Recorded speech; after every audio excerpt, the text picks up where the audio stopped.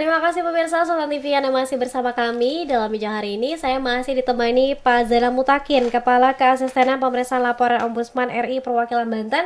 Kita masih bahas soal PPDB online Banten yang kembali dikeluhkan. Nanti di segmen ketiga Anda bisa langsung ikut gabung di live chat Sultan TV untuk langsung bertanya ya soal PPDB online, atau barangkali ada pengalaman serupa dengan pemirsa-pemirsa lainnya terkait dengan penyelenggaraan PPDB online di Provinsi Banten. Nah, Pak Zainal, kalau misalnya kita tanya, sebetulnya Provinsi Banten ini siap atau tidak menyelenggarakan PPDB online? Karena kalau kita bahas ini berkutat soal teknis lagi, Iya, aplikasi yang iya, tidak bisa diakses, iya, link iya, yang tidak bisa diakses, dan sebagainya. iya. Terima kasih Mbak Dea. Jadi ini kesiapan. Hmm. Ini perlu definisi lagi ya sebetulnya. Karena kalau kita bicaranya sistem digital saja, mungkin semua sekolah sudah punya di apa website misalnya gitu sebagai Ya. basis untuk penyelenggaraan PPDB. Dinas Pendidikan juga punya sistem. Di sana ada pusat juga pengembangan teknologinya dan seterusnya. Nah, sekarang yang jadi persoalan adalah seberapa jauh standar yang ingin kita tetapkan sendiri. Oke. Artinya kalau kita mau dan tidak harus gengsi atau malu misalnya mencoba komparasi dengan tetangga sebelah, provinsi yang lain yang dalam proses PPDB-nya online-nya sudah betul-betul mendekati prinsip-prinsip transparan, objektif, akuntabel, non-diskriminatifnya, dan semua pihak karena prinsip transparansinya bisa melihat gitu prosesnya, ya tidak jadi masalah kalau kita coba belajar dari provinsi yang lain. Kita misalnya sudah mencoba sentralisasi, kemudian ada kendala. Tahun ini pun dicoba dengan desentralisasi, dikembalikan kepada sekolah. Kendala-kendala tetap ada. Tapi problem untuk PPDB online itu kita tidak bisa menunjuk misalnya dinas pendidikan saja, baik di kabupaten kota maupun provinsi ataupun pemerintah provinsi. Penyediaan infrastruktur untuk penyelenggaraan PPDB online ini menyangkut juga jaringan. Jaringan listrik, Ya. jaringan telekomunikasi, internet dan segala macam. Kalau sistemnya sudah dibangun bagus, tapi masyarakatnya tidak bisa dapat sinyal untuk menjangkau sistem online tersebut, ya sama saja kesulitan masyarakat masih tetap di sana. Jadi ini perlu kebijakan yang lebih komprehensif saya pikir. Kalau misalnya kita memandang pendidikan penting, tentu kolaborasinya tidak hanya diharapkan datang dari dinas pendidikan saja, tapi juga dari unsur-unsur dan elemen pemerintah provinsi yang lain. Ya. Jadi tadi menyelesaikan masalah infrastruktur telekomunikasinya, kemudian listriknya bekerja sama dengan BUMN yang ada di bidang kelistrikan dan seterusnya. Ini untuk menjamin masyarakat memang bisa menggunakan itu. Termasuk barangkali juga soal peningkatan kesejahteraan masyarakat kan. Jadi sistemnya sudah bagus tapi tidak bisa dipakai kan juga jadi ada efek mubazirnya begitu ya.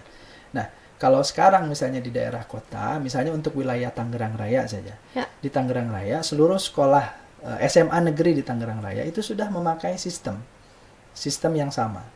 Jadi di Tangerang Selatan, kemudian Kota Tangerang, Kabupaten Tangerang, mereka kompak memakai satu sistem yang sama untuk pendaftaran PPDB. Jadi kalau dikembalikan sekolah-sekolah negeri di Tangerang Raya memilih kami memakai sistem yang sama. Jadi kalau di Tangerang Raya mungkin problem untuk gangguan atau jangkauan terhadap misalnya jaringan telekomunikasi tidak terlalu banyak kendala ya. Makanya yang banyak muncul untuk kendala-kendala teknis seperti itu biasanya daerah-daerah yang remote. Meskipun di kota-kota masih tetap muncul.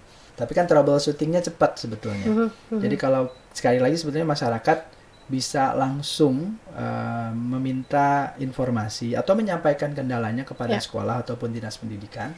Jangan khawatir, jangan dulu misalnya istilahnya suuzon bahwa dengan kendala sistem ini ada dugaan permainan kecurangan. Tidak ada. Sampaikan dulu saja, ikuti prosesnya. Sekali lagi, kalau kendala itu tidak bisa diselesaikan di sekolah, sampaikan di dinas agar dinas bisa membantu sekolah untuk menangani permasalahan. Kalau tidak selesai juga boleh ke ombudsman nih, supaya kita bisa melihat persoalannya lebih lengkap lagi gitu. Jadi supaya ada pihak yang imparsial yang tidak memihak untuk bisa membantu penyelesaian persoalan. Saya kira jadi kalau siap tidak siap, faktor yang kita harus hitung banyak. Nanti kalau misalnya ditanya ke dinas pendidikan bisa saja disebut siap karena seluruh sekolah sudah punya sistem yang sama.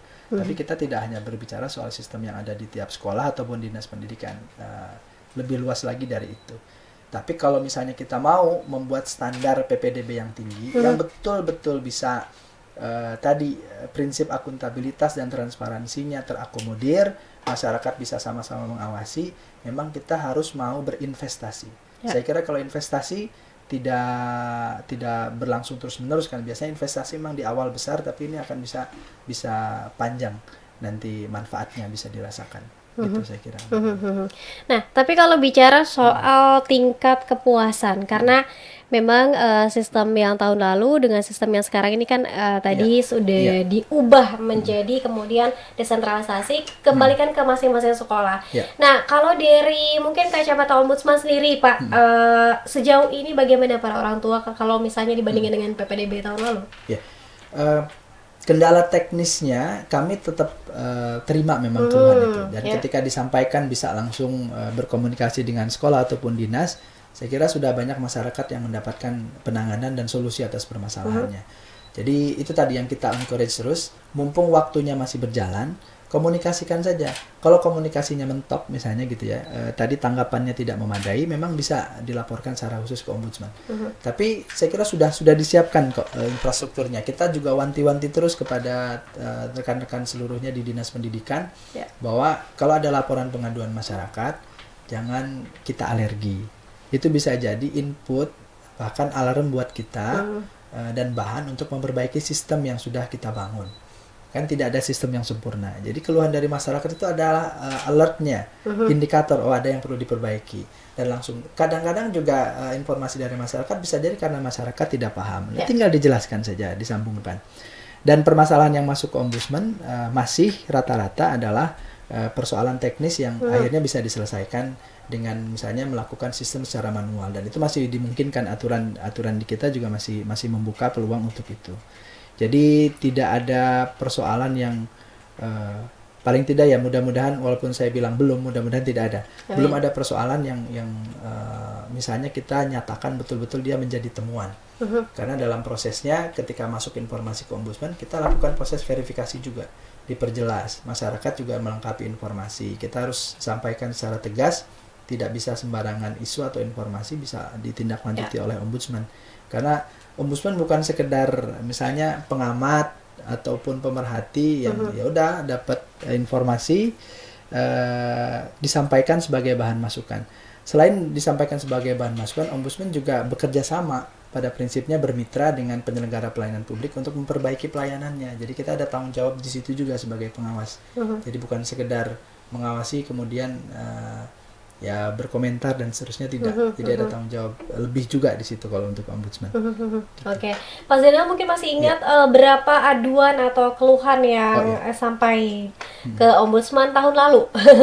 PPDB tahun lalu masih ingat dan dibandingkan dengan tahun sekarang? Ya, tahun lalu jelas lebih banyak karena memang kendala servernya tidak langsung bisa direspon oleh Dinas Pendidikan, jadi masyarakat banyak yang bingung.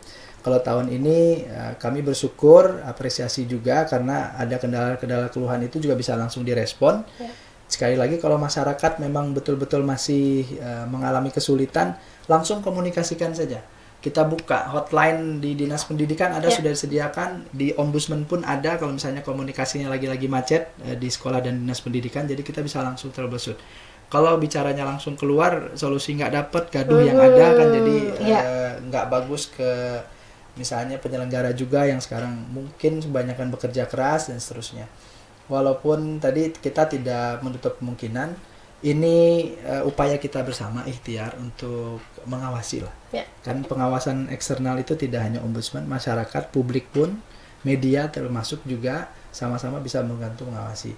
Tugasnya penyelenggara pelayanan publik adalah secara terbuka menyampaikan ini sistemnya, kita bisa lihat sama-sama. Kalau ada yang tidak sesuai dengan aturan dan sistem yang dijalankan, silahkan sampaikan keluhan, kita carikan permasalahannya.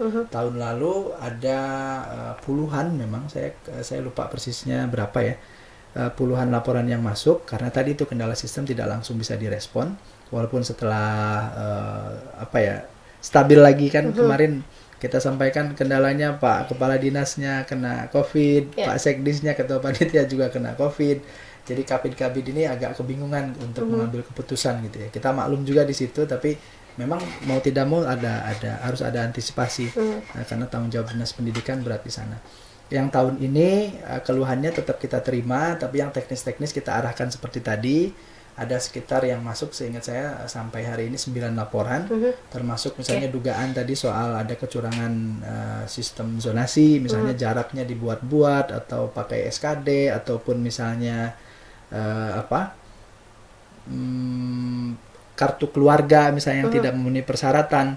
Nah itu juga kita coba lakukan verifikasi, karena kita harus jelas dulu. Kalau misalnya kita lempar ke dinas, ini ada isu begini loh, kok isu nggak sesuai dengan cara kerjanya ombudsman. Kita harus lengkapi dulu agar dinas pendidikan juga menindaklanjutinya konkret. Oh ya, untuk permasalahan ini ternyata ada penjelasannya, atau permasalahan ini solusinya sudah diselesaikan, dilaporkan kembali ke ombudsman, case close. Oke. Nah, mungkin bisa diinformasikan juga Pak Zainal kepada pemirsa yang mungkin ingin melakukan aduan. Kalau misalnya ini merasa kesulitan di sekolah juga karena mungkin sedang kredit nih di sekolah. Ini tidak bisa tampung satu persatu, boleh ke ombudsman, boleh di hotline-nya di mana Pak? Boleh Kalau di ombudsman silahkan sampaikan melalui media sosial ombudsman yang ada, baik melalui Facebook di ombudsman _Banten, IG juga ombudsman _Banten, kemudian bisa melalui WA di 081112737737. Jadi masyarakat bisa menyampaikan ke sana kalau memang di sekolah ataupun dinas pendidikan tidak mendapatkan respon atau tanggapan yang cukup memadai. Oke, jam kerja ya? Jam kerja. Tapi kalau sekarang kita juga maklum kalau masyarakat akhirnya menyampaikan informasi di luar hari dan jam kerja, karena kan juga memang prosesnya di luar itu. Oke, ini Bu untuk pemirsa dan juga mungkin wali murid yang saat ini masih berharap-harap cemas ya terkait dengan nasib anak-anaknya. Ini bisa langsung mengadu ke Ombudsman RI Perwakilan Provinsi Banten. Tadi ada hotline yang sudah disampaikan oleh Pak Zainal ya. Ini bisa agar bisa ditanggapi, dan ini tanggapannya tidak asumsi-asumsi ya, ini berdasarkan data. Untuk masyarakat yang mungkin ingin menyampaikan laporan pengaduan, misalnya memang ada kekhawatiran, ya Pak, gimana kalau saya lapor atau mengadu, nanti anak saya di sekolahnya seperti apa, atau bahkan nanti nggak bisa diterima sekarang. Kekhawatiran itu barangkali kalau misalnya masih ada, kita bisa sampaikan identitas yang dilaporkan bisa dirahasiakan. Jadi ada ketentuan di Undang-Undang Ombudsman, pelapor masyarakat bisa menyampaikan permintaan untuk merahasiakan identitasnya sebagai pelapor. Kemudian berikan informasi selengkap mungkin kepada ombudsman supaya kami dapat bahan yang cukup lengkap untuk meminta tindak lanjut konkret kepada dinas pendidikan terkait. Oke, Pak Zainal, kita masih ada satu segmen, namun kita harus rehat terlebih dahulu pemirsa. Nanti kita akan bacakan beberapa pertanyaan yang sudah ikut serta di kanal YouTube Sultan TV. Tetap bersama kami dalam Meja Hari Ini.